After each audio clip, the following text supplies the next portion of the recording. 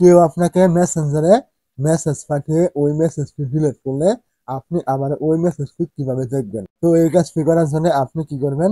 প্রথমে চলে আসবেন আপনার যে মোবাইলে থাকা গুগল প্লে স্টোর থাকবে, এখানে আপনি চলে আসবেন। আপনাকে একটি অ্যাপ ইনস্টল করতে হবে। তার জন্য আপনি কি করবেন? সার্চে ক্লিক করবেন। এখান থেকে সার্চ বারে ক্লিক করে আপনি এখান থেকে সার্চ করবেন নোটিস সেভ। দেখতে পাচ্ছেন এখান থেকে এই যে নোটিস সেভ, আপনি এইটা লিখে এখান থেকে সার্চ করবেন। তো যখনই আপনি এইটা লিখে সার্চ করবেন, আপনার সামনে কিন্তু এমন একটি অ্যাপ চলে আসবে। আপনি কি করবেন? অ্যাপটা এখান থেকে ইনস্টল করে নেবেন। তো অ্যাপটা এখান থেকে ইনস্টল করে নেওয়ার পর অ্যাপটা ওপেনে ক্লিক করে অ্যাপটা এখান থেকে ওপেন করে নেবেন। যখনই আপনি অ্যাপটা ওপেন করবেন, কোনো রকম অ্যালাউ চাইলে অবশ্যই আপনি এখান থেকে অ্যালাউ গুলো করবেন।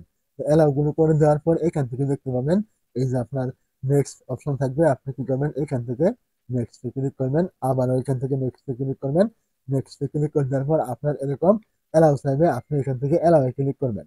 যখন আপনি এখান থেকে অ্যালাউ ক্লিক করবেন, আবার আপনার সামনে এরকম নেক্সট অপশন চলে আসবে। আপনি কি করবেন? নেক্সট ক্লিক করবেন। এখন আপনি এইখান থেকে আপনার ওই নোটিস সেভ অ্যাপটি আপনি খুঁজে বের করে এইখানে ক্লিক করবেন।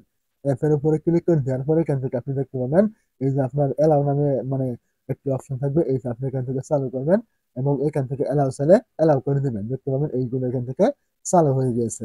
এখন আপনি কি করবেন? এখান থেকে ব্যাগে চলে আসবেন, আবার এখান থেকে ব্যাক করবেন। ব্যাক করে চলে আসার পর কোনো রকম অ্যালাউ চাইলে অবশ্যই অ্যালাউ গুলো এখান থেকে করবেন। তো অ্যালাউ গুলো করে দেওয়ার পর এখান থেকে আপনার কিছুক্ষণ লোড নিবে।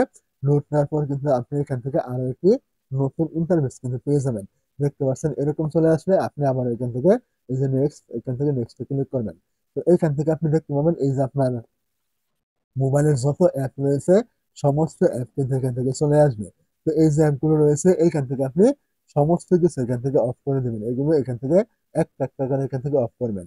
শুধুমাত্র আপনার যে এখান থেকে মেসেঞ্জার থাকবে, কেউ মেসেজ করে মেসেজটি ডিলিট করলে আপনি মেসেজটি দেখবেন আবারও। তার জন্য আপনি কি করবেন? এখান থেকে শুধুমাত্র এই মেসেঞ্জারটি এটা চালু করবেন, আর বাদ বাকি যা রয়েছে এখান থেকে আপনি সবকিছু এখান থেকে আপনি অফ করে দিবেন। তা না হলে কিন্তু আপনার এই যে বাদবাকি যা অ্যাপ থাকবে, যদি অফ না করেন তাহলে এগুলোর নোটিফিকেশন কিন্তু সেভ কিন্তু হয়ে থাকবে। এইখান থেকে যখন আপনি এখান থেকে ব্যাক করে চলে আসবেন, এইখানে দেখতে পাবেন আপনার এরকম একটা ইন্টারফেস কিন্তু থাকবে অ্যাপের।